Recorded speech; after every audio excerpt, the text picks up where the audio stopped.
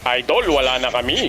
Yan na nga ang sinasabi ko sa iyo, puro ka kasi pag-ibig. Lahat na yata ng payo nasabi ko na pero hindi ka rin nakinig. Ngayon, ito na yung payo na dapat sundin mo. Mag-ML ka na lang, alam mo kung bakit? Halika rito, ipapaliwanag ko sa iyo. Sa ML, kapag nag-pick ka ng hero kung wala namang ibang gagamit, siguradong makukuha mo yan. Pero kapag yung tao pinili mo, napakahirap makuha kahit hindi naman nakaban. Yang jowa mo, kapag araw-araw kayong magkasama, siguradong magsasawa yan sa iyo. Ang ML, hindi magsasawa sa iyo kahit magdamag maghapon ka pang maglaro. Kayo naman girls, binibigyan ba kayo ng mga jowa nyo ng flowers saka ng Toblerone? Ay, sa ML, kahit talo ka, bibigyan ka ng chocolate ni Moonton. Yang jowa mo, lagi na lang galit sa'yo, ang bilis maubos ng pasensya. Nako sa ML, magbuo ka ng enchanted talisman, hindi ka mauubusan ng mana. Yang jowa mo, kapag may ibang lakad, hindi nagte-text, hindi nagchat-chat, hindi siya nagpapaalam sa'yo. Si Moonton, kapag may binabago sa laro, laging nag-update sa'yo. Kaya naman, mag-ML ka na lang, yan ang mapapayo ko sa'yo. Habulin mo na lang yung star kaysa habulin yung maling tao. Kapag may jowa ka, bata ka mag-overthink, lalong manghihina ka. Sa ML, magbata ka sa rank game, siguradong lalakas ka. Okay lang sa ML kahit paglaruan mo siya ng paglaruan. Kapag pinaglaruan mo si ML, hindi ka niya paglalaruan. Pero kapag feelings ng jowa mo ang iyong pinaglaruan, baka paglaruan ka din niya tapos sa huli, ikaw pa yung masasaktan. Sa ML, napakaraming hero na pwede mong pagpilian. Yung jowa mo na hindi nagbabago ng ugali, yan lang ang pwede mong pagtyagaan. Yung jowa mo, habang tumatagal, manlalamig na sa'yo. Sa ML, habang tumatagal, mag-iinit ka talaga, pati baterya ng cellphone mo. Kapag nag-aaway kayo ng jowa mo, kung ano-anong matututunan mong masasakit na salita. Sa ML, kapag may masasakit na salita, minumute niya kaagad, hindi niya hayaang makita mo pa.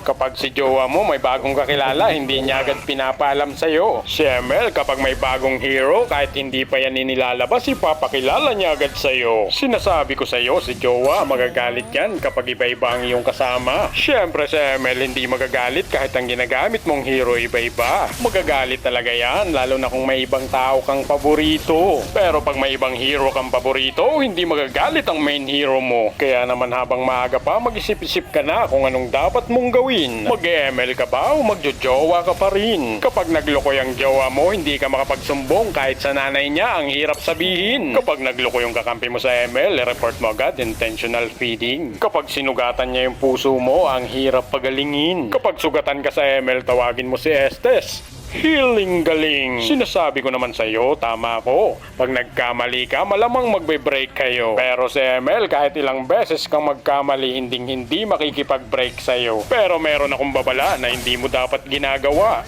Kapag nag-cheat ka sa kanya, tapos nag-cheat ka rin sa